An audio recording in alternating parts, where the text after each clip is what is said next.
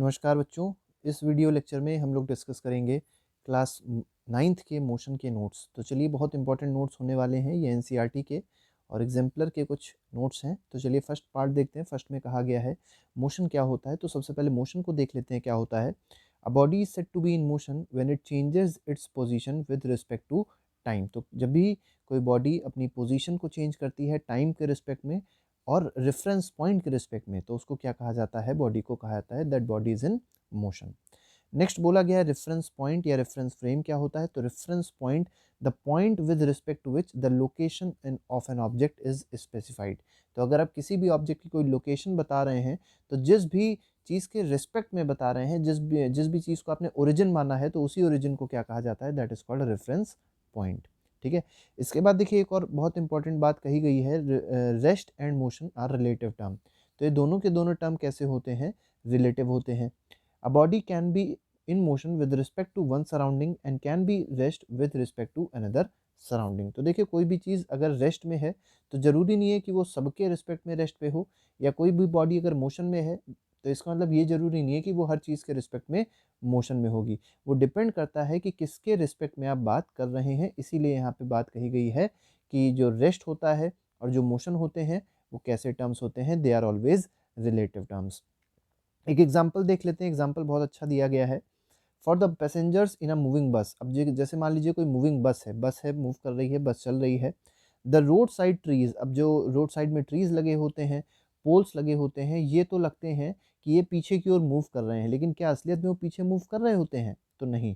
But the person on the road sees the poles and trees at rest. अगर मान लीजिए कोई person road पे है और वो उन ट्रीज को और पोल्स को देखेगा तो उसको क्या लगेगा कि वो सब कैसे कैसे थे, रेस्ट पे थे। इसका मतलब किसी भी चीज़ का चलना या किसी भी चीज़ का रेस्ट पे होना वो डिपेंड करता है कि कौन उस चीज़ को देख रहा है, किस रेफरेंस फ्रेम में वो चीज़ देखी जा रही है, किस रेफरेंस फ्रेम में उसको कंसीडर किया जा रहा है। ठीक है। Next is distance. अब डिस्टेंस देख लेते हैं क्या होता है। तो distance is the actual path, length of actual path बोला जाए या एक्चुअल पाथ बोला जाए, covered by an object during a given time. ठीक है। तो length of actual path covered bye an object is called distance in a given period of time. SI unit की अगर बात करी जाए, डिस्टेंस की एसआई यूनिट क्या होती है, मीटर होती है। डिस्प्लेसमेंट देख लेते हैं। डिस्प्लेसमेंट क्या होता है। तो डिस्प्लेसमेंट होता है shortest distance between initial point and final point. तो इनिशियल और फाइनल पॉइंट के बीच में जो शॉर्टेस्ट डिस्टेंस होती है, ठीक है, उसको क्या कहा जाता है, दैट इज कॉल्ड डिस्प्लेसमेंट। ठीक है। तो डिस्प्लेसमेंट की अगर आपसे एसआई यूनिट याद रखनी है तो एसआई यूनिट आपको याद रखनी है, डिस्प्लेसमेंट की और डिस्टेंस की दोनों की एसआई यूनिट क्या होती है, सेम होती है, और वो क्या होती है, मीटर होती है। नेक्स्ट बोला गया है मैग्नीट्यूड ऑफ डिस्प्लेसमेंट। देखिए मैग्नीट्यूड का मतलब होता है वैल्यू। तो डिस्प्लेसमेंट की जो वैल्यू होती है, it is equal to distance travelled by an object only if the object continues to move along a straight line. ठीक है। तो ये चीज़ बहुत इंपॉर्टेंट है, आप लोग याद रखिएगा कि डिस्टेंस की और डिस्प्लेसमेंट की वैल्यू कब सेम हो सकती है। तो ये वैल्यू दोनों की तभी सेम हो सकती है जब बॉडी कैसे मूव कर रही हो, when the body is moving in a straight line in a particular direction. जब बॉडी स्ट्रेट लाइन में मूव कर रही होती है तो डिस्प्लेसमेंट और डिस्टेंस का मैग्नीट्यूड मतलब वैल्यू बराबर हो जाती है।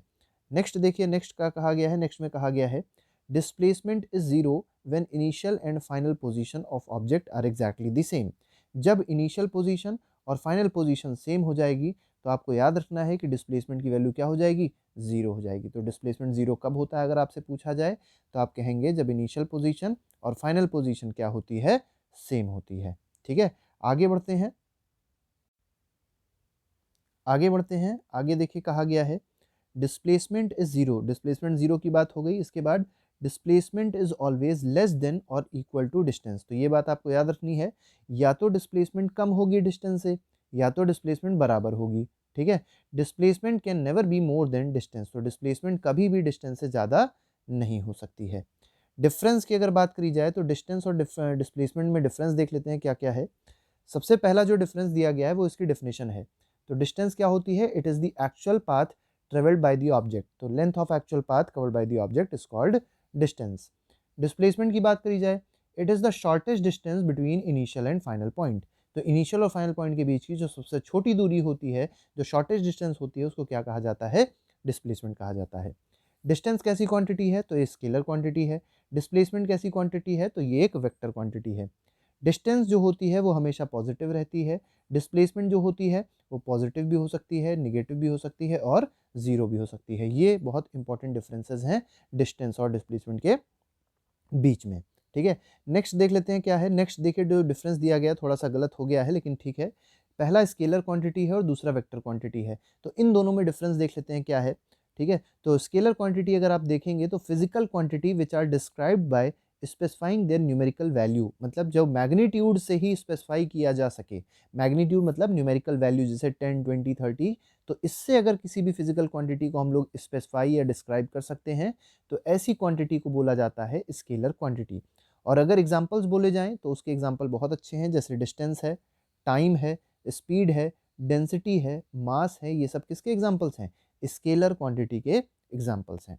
वेक्टर क्वांटिटी अगर देखी जाए तो वेक्टर क्वांटिटी वो फिजिकल क्वांटिटी है जिसको स्पेसिफाई करने के लिए हमारे पास मैग्नीट्यूड भी होना चाहिए और डायरेक्शन भी होना चाहिए, मतलब दोनों चीज़ रिस्पॉन्सिबल हैं इसको स्पेसिफाई करने के लिए। इसको हम लोग डिस्क्राइब अगर करना चाहते हैं वेक्टर क्वांटिटी को तो उसके लिए हमको दो चीज़ों की जरूरत पड़ेगी, पहला मैग्नीट्यूड मतलब वैल्यू, और दूसरा डायरेक्शन मतलब जो उसकी दिशा है, ठीक है। तो ऐसी क्वांटिटी को हम लोग बोलेंगे वेक्टर क्वांटिटी। वेक्टर क्वांटिटी के अगर एग्जांपल्स देखेंगे तो डिस्प्लेसमेंट हो गया, एक्सेलरेशन हो गया, वेलोसिटी हो गई, तो ये सारी क्वांटिटीज़ कैसी हैं, वेक्टर क्वांटिटी है। वेक्टर क्वांटिटी में एक फोर्स बहुत अच्छा एग्जांपल है जो आप लोग को याद रखना है। इसके बाद देख लेते हैं यूनिफॉर्म मोशन क्या होता है। तो यूनिफॉर्म मोशन एक ऐसा मोशन होता है, an object is said to be in uniform motion if it covers exactly the same distance in equal interval of time, मतलब कोई बॉडी अगर इक्वल डिस्टेंस कवर कर रही है इक्वल इंटरवल ऑफ टाइम में तो ऐसे मोशन को कहा जाएगा यूनिफॉर्म मोशन, ठीक है।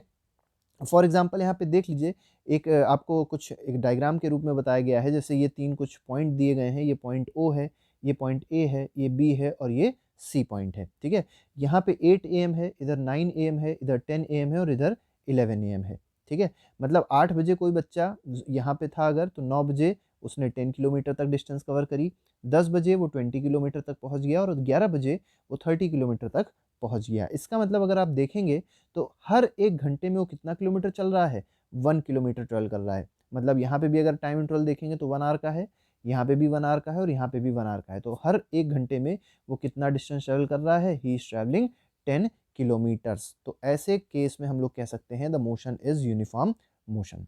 यूनिफॉर्म मोशन के केस में आप लोग ये भी याद रखिएगा कि मोशन को यूनिफॉर्म तभी बोल सकते हैं जब बॉडी स्ट्रेट लाइन में ट्रेवल करती है, ठीक है।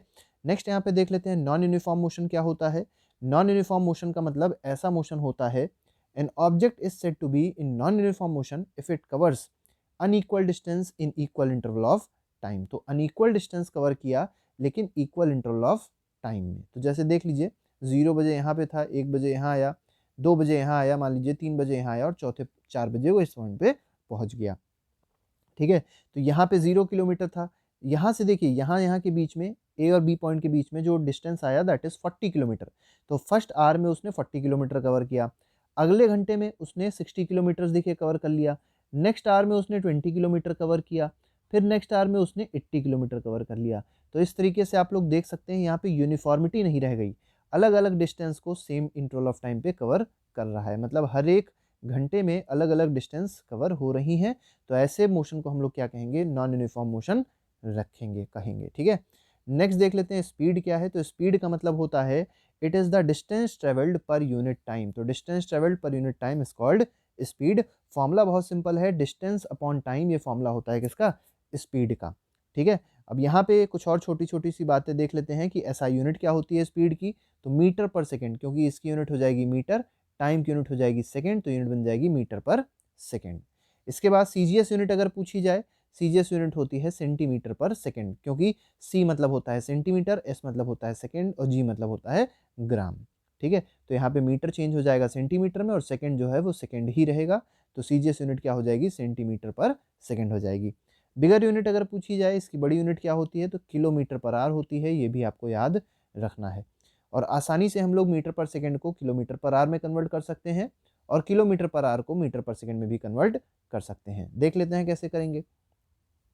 अगर मान लीजिए हमको वेलोसिटी जो है वो मीटर पर सेकेंड में दी गई है और हमको किलोमीटर पर आवर में कन्वर्ट करना है, ठीक है। तो अगर किलोमीटर पर आवर में कन्वर्ट करना है तो हमको मल्टीप्लाई करना पड़ेगा 18/5 से, ठीक है, 18/5 से मल्टीप्लाई करना पड़ेगा।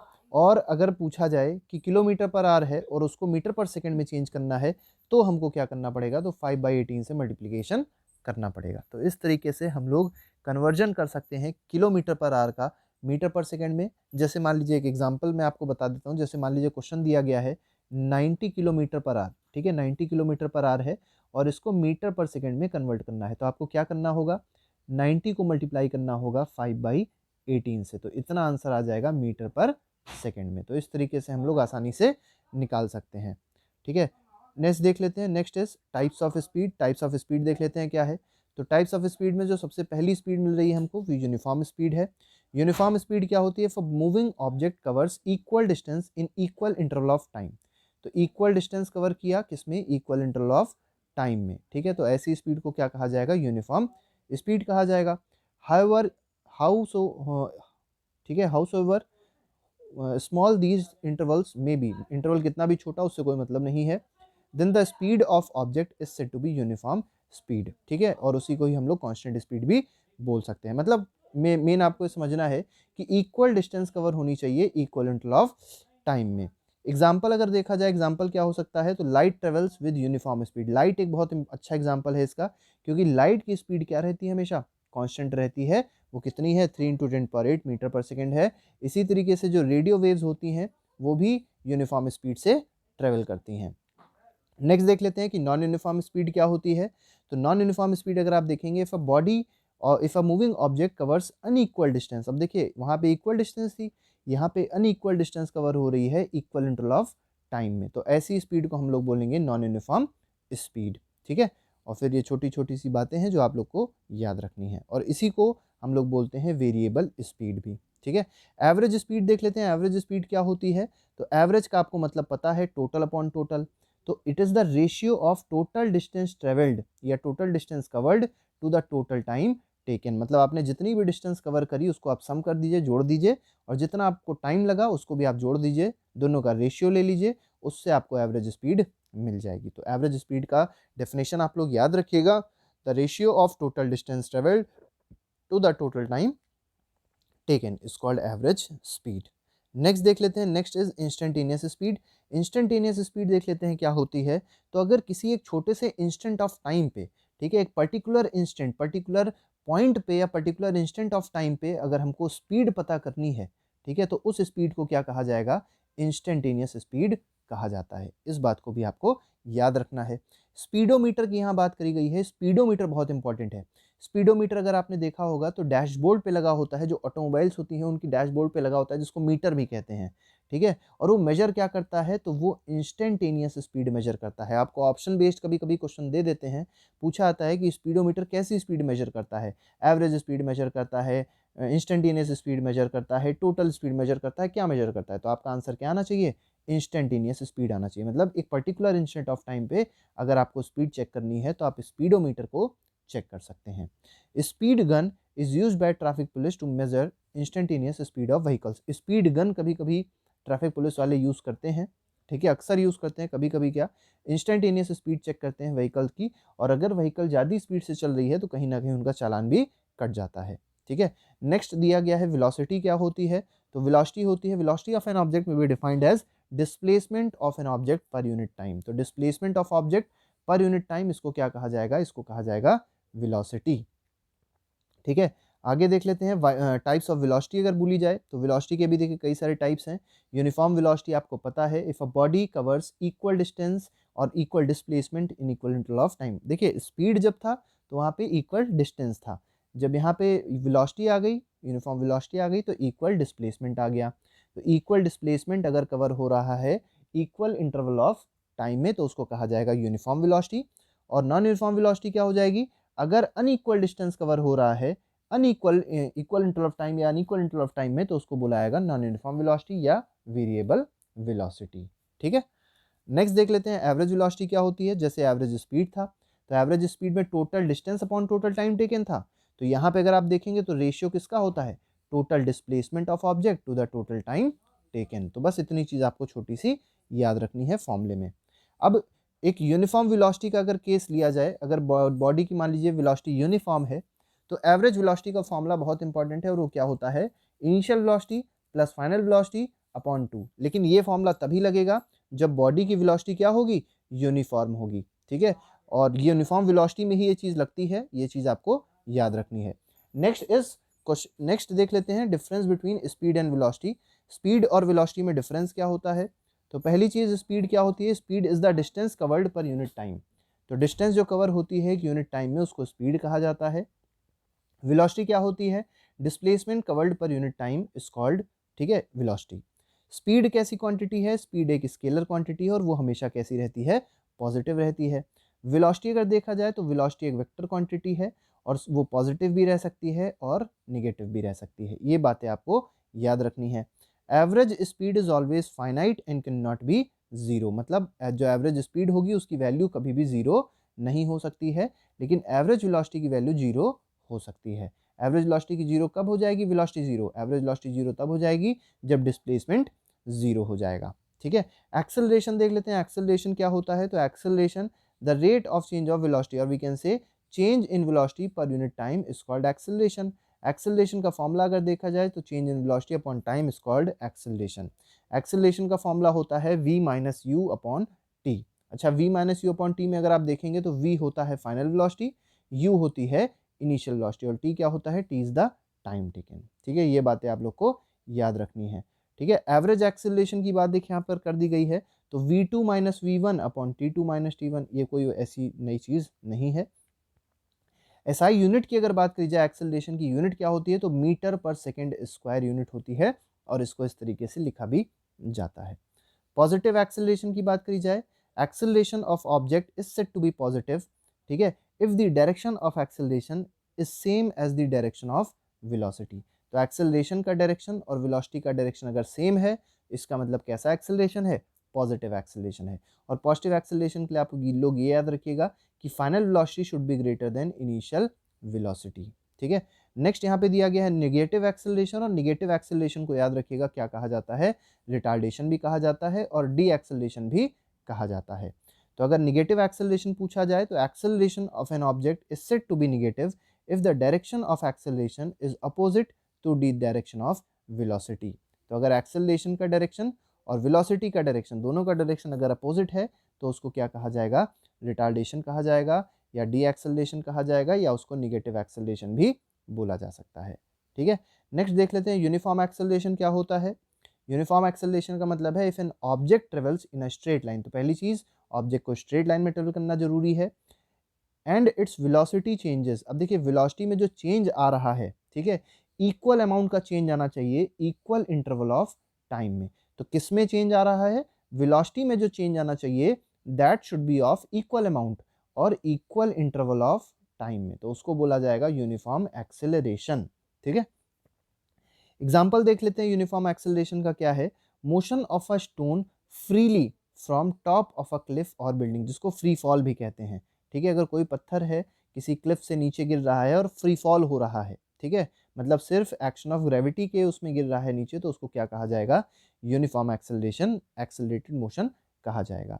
The rolling motion of a ball down a smooth incline plane, तो अगर कोई स्मूथ इंक्लाइन प्लेन है तो जो बॉल है अगर वो नीचे आ रही है और रोल करते हुए नीचे आ रही है तो उसको भी यूनिफॉर्म एक्सेलरेशन में कंसीडर किया जाएगा। नॉन यूनिफॉर्म एक्सेलरेशन क्या होता है। अब देखिए जो वेलोसिटी में चेंज आ रहा था, velocity of an object changes by unequal amount, वो अब अनइक्वल अमाउंट में आने लगे, ठीक है, और इक्वल इंटरवल ऑफ टाइम में, तो ऐसे एक्सेलरेशन को कहा जाता है नॉन यूनिफॉर्म एक्सेलरेशन और वेरिएबल एक्सेलरेशन, ठीक है। एग्जाम्पल देखिए जैसे दिया गया है, a car moving on a crowded street. अब जैसे जैसे बहुत ज़्यादा क्राउडेड स्ट्रीट है और उसमें कोई कार मूव कर रही है तो उसकी स्पीड तो कांस्टेंट हो नहीं सकती है, स्पीड तो कम ज़्यादा होती रहेगी, तो ऐसे एक्सेलरेशन को बोला जाएगा non uniform acceleration. Motion of train from one city to another, तो जैसे मोशन ऑफ ट्रेन भी होता है एक सिटी से दूसरी सिटी तक, तो वो भी कहीं ना कहीं नॉन यूनिफॉर्म मोशन का ही, नॉन यूनिफॉर्म एक्सेलरेशन का ही केस है। आगे देख लेते हैं graphical representation of motion, graph के बारे में बात कर लेते हैं जो कि बहुत ज़रूरी बात है। तो हमारे पास कुछ इंपॉर्टेंट टाइप के ग्राफ होते हैं, जैसे डिस्टेंस टाइम ग्राफ है जिसको एक्सटी ग्राफ भी कहते हैं, वेलोसिटी टाइम ग्राफ है जिसको वीटी ग्राफ कहते हैं। अब अगर डिस्टेंस टाइम ग्राफ कहें या उसको पोजीशन टाइम ग्राफ कहें तो इसमें कुछ इंपॉर्टेंट केसेस हैं जो हमको याद रखने हैं कि डिस्टेंस टाइम ग्राफ में अगर मान लीजिए लाइन आपको स्ट्रेट दी जा रही है, लाइन स्ट्रेट देने का मतलब क्या है कि हर पॉइंट पे जो डिस्टेंस है वो सेम रह गई। इसका मतलब डिस्टेंस में तो कोई चेंज आया ही नहीं, और डिस्टेंस में कोई चेंज नहीं आया टाइम के साथ में, इसका मतलब बॉडी किस में है, रेस्ट में है। बात आपको ये याद रखनी है कि डिस्टेंस टाइम ग्राफ में अगर लाइन स्ट्रेट है, पैरेलल टू एक्स एक्सिस है, टाइम एक्सिस है, तो ऑब्जेक्ट किस में होगा, रेस्ट में होगा। ये बहुत इंपॉर्टेंट बात है जो आप लोग को याद रखनी है, ठीक है। और अगर मान लीजिए आपके पास डिस्टेंस टाइम ग्राफ है, और डिस्टेंस टाइम ग्राफ में जो लाइन है वो कुछ इस तरीके के है, बिल्कुल स्ट्रेट, ठीक है, स्लोप है, और स्लोप हमेशा कांस्टेंट है, तो ये जो स्लोप होता है इसका वो होता है वेलोसिटी। इसका मतलब वेलोसिटी क्या हो जाएगी इसमें, इस केस में वेलोसिटी कांस्टेंट हो जाएगी, means the object is moving with uniform motion, ठीक है। तो ये दोनों बातें, ये दोनों ग्राफ बहुत ज़्यादा इंपॉर्टेंट हैं जो आप लोग को याद रखने हैं। अब नॉन यूनिफॉर्म मोशन के भी ग्राफ देख लेते हैं। नॉन यूनिफॉर्म मोशन का ग्राफ कैसे हो सकता है, तो देखिए डिस्टेंस और टाइम आप लोग को रखना है, वाई एक्सिस पे आपको डिस्टेंस रखनी है, एक्स एक्सिस पे आपको टाइम रखना है, और जो आपको ग्राफ कुछ इस तरीके का दिखाई पड़ रहा है इसका मतलब this is non uniform motion. इसी तरीके से आपको जो ग्राफ इस तरीके का दिखाई पड़ रहा है ये भी आपके पास एक ग्राफ है नॉन यूनिफॉर्म मोशन का, और इस तरीके का जो ग्राफ है ये भी नॉन यूनिफॉर्म मोशन का ग्राफ है। तो नॉन यूनिफॉर्म मोशन के हमारे पास इस तरीके के केसेस दिए गए हैं, ठीक है। आगे बढ़ते हैं, वेलोसिटी टाइम ग्राफ देख लेते हैं। वेलोसिटी टाइम ग्राफ में भी देखिए बहुत इंपॉर्टेंट ग्राफ आता है, ये वाला ग्राफ सबसे ज़्यादा इंपॉर्टेंट है, पैरेलल टू टाइम एक्सिस। देखिए जब हमने डिस्टेंस टाइम ग्राफ या डिस्प्लेसमेंट टाइम ग्राफ देखा और उसमें पैरेलल टू टाइम एक्सिस देखा, तो वहाँ का मतलब क्या था कि बॉडी रेस्ट में है।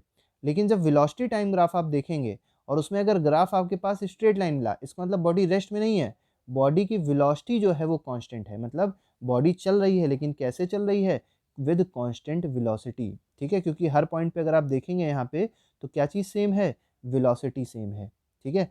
अब यहाँ पे देख लीजिए, अगर बॉडी ऐसे चल रही है, ठीक है, बॉडी अगर आगे तो चल रही थी, ठीक है, लेकिन बॉडी में वेलोसिटी जीरो है, यहाँ पे अगर आप देखेंगे तो जो ग्राफ है वो टाइम एक्सिस के ऊपर लाई कर रहा है, ठीक है, टाइम एक्सिस के ऊपर ग्राफ लाई कर रहा है। इसका मतलब बॉडी की वेलोसिटी क्या है, जीरो, और अगर बॉडी की वेलोसिटी जीरो है इसका मतलब क्या हो गया, बॉडी इज एट रेस्ट। तो ये बातें बहुत इंपॉर्टेंट हैं जो आप लोग को याद रखनी है। चलिए अब देख लेते हैं नॉन यूनिफॉर्म मोशन का ग्राफ। तो यहाँ पे नॉन यूनिफॉर्म मोशन के साथ साथ आप अगर देखेंगे तो यूनिफॉर्म एक्सेलरेशन हो रहा है, ठीक है। तो जो ग्राफ है हमारे पास वो नॉन यूनिफॉर्म मोशन का तो है, लेकिन उसके साथ ही साथ क्या हो रहा है, यूनिफॉर्म एक्सेलरेशन भी हो रहा है। तो हमने जो ग्राफ बनाया वेलोसिटी टाइम ग्राफ बनाया है, ठीक है, और क्योंकि यूनिफॉर्म एक्सेलरेशन है तो यूनिफॉर्म एक्सेलरेशन में जो ग्राफ बनेगा वो बिल्कुल ऐसे एक स्ट्रेट लाइन बन जाएगी। अब स्ट्रेट लाइन बनाने का मतलब ये होता है कि हर पॉइंट पे स्लोप जो रहेगा वो सेम रहेगा, और स्लोप क्या होता है, वेलोसिटी अपॉन टाइम होती है, और वे change in velocity upon time क्या हो जाएगा, एक्सेलरेशन हो जाएगा, एक्सेलरेशन की वैल्यू क्या हो जाएगी, कांस्टेंट हो जाएगी इस ग्राफ में। तो अगर आपसे कहा जाए नॉन यूनिफॉर्म मोशन का ग्राफ बनाना है लेकिन यूनिफॉर्म एक्सेलरेशन के साथ मूव करे बॉडी, तो आप ऐसी एक स्ट्रेट लाइन बना देंगे, और ये ग्राफ किसका है, वेलोसिटी टाइम ग्राफ है। इसी तरीके से non uniform motion with non uniform acceleration अगर आपको बनाना है तो आप फिर से वही काम करेंगे, वेलोसिटी और टाइम ले लेंगे, लेकिन जो होगी स्ट्रेट लाइन नहीं होगी। यहाँ पे आप देख सकते हैं इस तरीके से कर्व बन जाएगा, ये एक कर्व हो गया और ये दूसरा कर्व हो गया। तो ये दो ग्राफ बहुत इंपॉर्टेंट हैं जो आप लोग को याद रखने हैं। अब देखिए यहाँ पे अगर आपसे कहा जाए यूनिफॉर्म रिटार्डेशन का ग्राफ बनाना है, तो यूनिफॉर्म रिटार्डेशन का ग्राफ बिल्कुल सेम वही है, एक तरफ वेलोसिटी ले लीजिए, एक्स एक्सिस पे टाइम ले लीजिए, और जो ग्राफ रहेगा वो नीचे की ओर जा रहा होगा और स्ट्रेट लाइन होगी, ठीक है, तो वो यूनिफॉर्म रिटार्डेशन को शो करेगा। नेक्स्ट देख लेते हैं derivation of equation of motion by graphical method. हालांकि इसकी हमने वीडियो भी बनाई थी, वो बहुत अच्छी है, उसको भी आप लोग देख लीजिएगा। अब यहाँ पे अगर देखेंगे तो वेलोसिटी टाइम रिलेशनशिप है, ठीक है, और यहाँ पे आपको सबसे पहले करना ये होता है कि ग्राफिकल मेथड से बताने के लिए आपको एक ग्राफ बनाना होता है। अब ग्राफ आप देखेंगे तो इसमें वेलोसिटी को वाई एक्सिस पे रखा गया है और टाइम को एक्स एक्सिस पे रखा गया है, और जो ग्राफ है ये एक यूनिफॉर्म एक्सेलरेटेड मोशन का ग्राफ है, ठीक है। ए बी जो आपको ग्राफ दिखाई पड़ रहा है दिस रिप्रेजेंट्स यूनिफॉर्म एक्सेलरेशन। अब ए ओ जो दिखाई पड़ रहा है ए ओ, अब ए ओ को बहुत ध्यान से देखिए, जो ए ओ डिस्टेंस है दिस इज यू, ठीक है, यू मीन्स इनिशियल वेलोसिटी है, और ये जो बी सी है this is what, this is V, this is final velocity, ठीक। अब देखिए बहुत ध्यान से आपको समझना ये है कि हमको इस केस में स्लोप निकालना होता है, और स्लोप का मतलब क्या होता है, स्लोप का मतलब पहले आप लोग समझ लीजिए। स्लोप का मतलब होता है y2 माइनस y1, ठीक है, upon x2 minus x1, this is called slope. अब अगर y पे आप देखेंगे, y2 माइनस y1 अगर आप देखेंगे तो आ जाएगा v, और y1 क्या है, u है, तो v माइनस यू हो जाएगा। और इस पॉइंट पे अगर टाइम देखेंगे वो t होगा, इस पॉइंट पे टाइम देखेंगे तो जीरो हो जाएगा, तो t माइनस जीरो हो जाएगा। तो इस तरीके से आपके पास एक फॉर्मूला मिल जाएगा एक्सेलरेशन का। एक्सेलरेशन का फॉर्मूला है change in velocity upon time. तो उससे आपने देखिए स्लोप का फॉर्मूला लगाया और फिर आपने इस तरीके से डेरिवेशन किया और डेरिवेशन में क्या आ गया, v is equal to u plus a t आ गया। ठीक है, नेक्स्ट देख लेते हैं। नेक्स्ट में पोजीशन टाइम ग्राफ दिया गया है। पोजीशन टाइम ग्राफ के हिसाब से आप दूसरा डेरिवेशन कर सकते हैं। दूसरे डेरिवेशन में आपको क्या मिलेगा, दूसरे डेरिवेशन में जो आपको फॉर्मूला मिलता है वो मिलता है s is equal to U T plus half A T square. Third equation motion देखेंगे तो उसमें भी देखिए बहुत इंपॉर्टेंट है। उसमें जो फॉर्मूला मिलता है वो मिलता है 2as is equal to V square minus U square. इसको आप वीडियो से जो हमने बनाई है इक्वेशन ऑफ मोशन की उससे देखिएगा और अच्छे से चीज़ें समझ में आ जाएंगी, क्योंकि हमने पूरा डेरिवेशन वहाँ पे आपको करके लिख के दिखाया है। इसके बाद आज का आखिरी टॉपिक देख लेते हैं। आखिरी टॉपिक जो है that is of uniform circular motion. Uniform circular motion में कौन कौन सी चीज़ें हैं, ये बहुत इंपॉर्टेंट है। Body is said to have uniform circular motion when its speed remains constant. अब देखिए स्पीड जब कांस्टेंट रहती है, ठीक है, और बॉडी सर्कुलर पाथ में मूव कर रही होती है, ठीक है, तो ऐसे मोशन को हम लोग क्या कहते हैं, यूनिफॉर्म सर्कुलर मोशन कहते हैं। ठीक है, याद रखिएगा स्पीड तो सेम रहेगी, लेकिन क्योंकि डायरेक्शन चेंज हो रहा है हर पॉइंट पे, जिसकी वजह से हम क्या कहेंगे, वेलोसिटी जो होगी वो कंटिन्यूअसली चेंज होती रहेगी। ठीक है, अब यहाँ पे देखिए डिस्टेंस की अगर बात करी जाए कि एक यहाँ से अगर मान लीजिए कोई भी ऑब्जेक्ट स्टार्ट हो रहा था और उसने एक पूरा कंप्लीट पाथ कवर किया है, तो जो डिस्टेंस कवर हुई ऑब्जेक्ट के द्वारा, पर्सन के द्वारा, वो कितनी होगी, 2πr, मतलब उसके सरकमफ्रेंस के बराबर हो जाएगी एक कंप्लीट रिवोल्यूशन में। स्पीड अगर पूछी जाए आपसे क्या हो जाएगी, तो देखिए अगर यहाँ से यहाँ तक आने में जो टाइम लगा वो t लगा, तो जो स्पीड हो जाएगी that will be equal to distance upon time. Distance 2πr हो जाएगा, टाइम t हो जाएगा, तो स्पीड का फॉर्मूला बन जाएगा 2πr upon t for one complete revolution. Instantaneous velocity अगर पूछी जाए तो डिस्टेंस अपॉन टाइम से आप लोग निकाल सकते हैं इंस्टेंटेनियस वेलोसिटी। एवरेज वेलोसिटी अगर पूछी जाए तो एवरेज वेलोसिटी एक कंप्लीट पाथ के लिए 0 हो जाएगी। देखिए एक कंप्लीट राउंड के लिए that will be equal to 0, क्योंकि एक कंप्लीट राउंड में आपको पता है इनिशियल पॉइंट और फाइनल पॉइंट क्या हो जाएगा, सेम हो जाएगा, तो डिस्प्लेसमेंट जो होगी that will be equal to 0, और डिस्प्लेसमेंट 0 हो गई तो एवरेज वेलोसिटी भी क्या हो जाएगी, 0 upon time that will be equal to 0।